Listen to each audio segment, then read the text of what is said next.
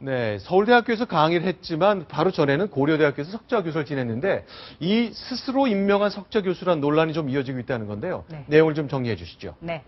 왜 셀프 석좌 교수 논란이냐? 네. 바로 석좌 교수 선발자를 심사하는 과정에서 네. 심사위원장이었던 본인이 본인을 추천했기 때문이다. 예, 이런 논란입니다. 네. 문창극 후보자는 2008년부터 지난해 말까지 네. 6년 동안 신영기금 이사장을 맡았습니다. 네. 신영기금은요, 정주영 전 현대그룹 명예회장 동생인 정신영 씨를 기리는 언론재단입니다. 정신영 씨는 동아일보 기자로 재직 중이던 1960년대 독일 출장 때 사망을 했습니다. 네, 정신영 기자를 기리기 위한 언론재단인데요.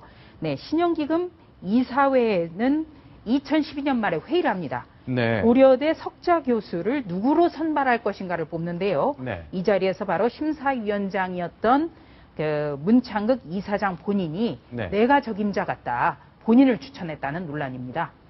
자, 그러면 이제 심사위원장으로서 이제 기금이 있으니까 이 돈을 적절하게 사용하는 것, 그 심사를 책임지는 건데, 그럼 나도 자격이 있으니 나도 이번에 고려대학교에서 석좌 교수를 할 때 이 비용을 좀 연구기금을 쓰자, 뭐 그런 취지인데, 좀 이익 충돌의 문제가 좀 있긴 있겠네요. 그렇습니다. 네. 문창극 후보자 같은 경우는 워낙 언론의 대선배여서 충분히 자격은 된다고 생각합니다만 본인이 본인을 추천했다는 거. 네. 그리고 이 석좌 교수가 매년 4,300만 원 정도 연봉을 받는다는 점. 네. 예, 이런 문제가 그 논란이 되고 있는 거죠. 네. 자, 그러면 어쨌건 청문회 다음 주 월요일이면 청와대는 국회를 향해서 청문 요청서를 보냅니다. 그러니까 지금부터도 한 보름 정도는 지나야 최소한 그 정도는 지나야 청문회가 이루어진다는 건데 자, 이런 논란이 계속 이어질 거는 뭐 불을 보듯 뻔해 보입니다. 자, 홍성규 차장께 좀 질문 드릴게요. 결론은 청와대의 판단이 제일 중요할 것 같습니다. 지금 청와대의 생각은 어떻습니까?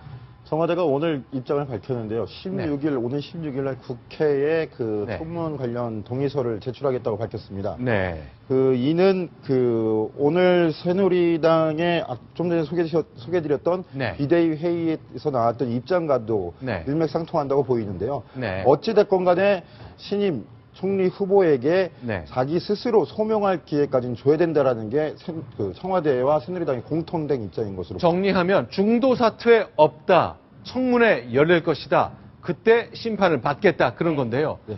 결국 청문회라는 게 총리라는 것은 이틀간의 청문회를 마친 다음에 본회의 표결을 거치잖아요. 예.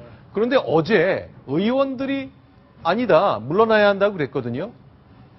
청문회 국회를 통과할 수 있는 겁니까? 네, 그건 좀 따져봐야 될 것 같습니다. 네. 우선 이렇게 청와대에서 강공 드라이브를 한 거예요. 네. 지금까지 안대희 전 총리 후보자가 청문회도 가보지 못하고 언론의 검증 과정에서 낙마를 했기 때문에 네. 이번에는 반드시 청문회라도 가야 된다는 게 바로 청와대의 생각입니다. 네. 그렇지 않게 되면은 2년 차를 맞은 전국이 너무나 그 피해를 입게 된다는 건데요.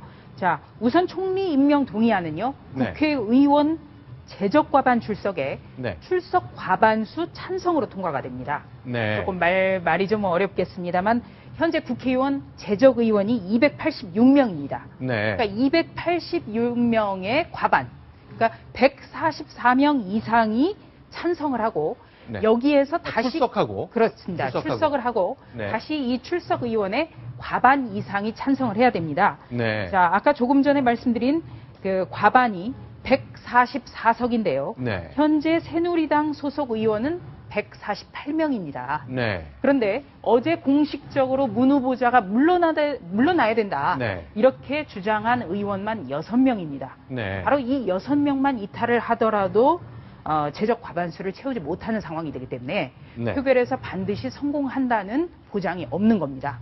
자, 일단 이게 무기명 투표이기 때문에 어제 물러나야 한다고 성명을 냈지만 찬성표 던질 수도 있습니다만 그럴 거로는 예상하지 않는다면 청문회 표결가도 쉽지 않겠다는 건데 과연 어떤 후폭풍이 있을지 모르겠습니다. 일단 총리실은 오늘 전반적으로 내가 만약에 총리 인준이 성공된다면 전반적인 국가 정책의 뜻에 맞춰서 하겠다. 그동안의 것은 개인 의견이었다는 뜻을 다시 한번 밝혔습니다.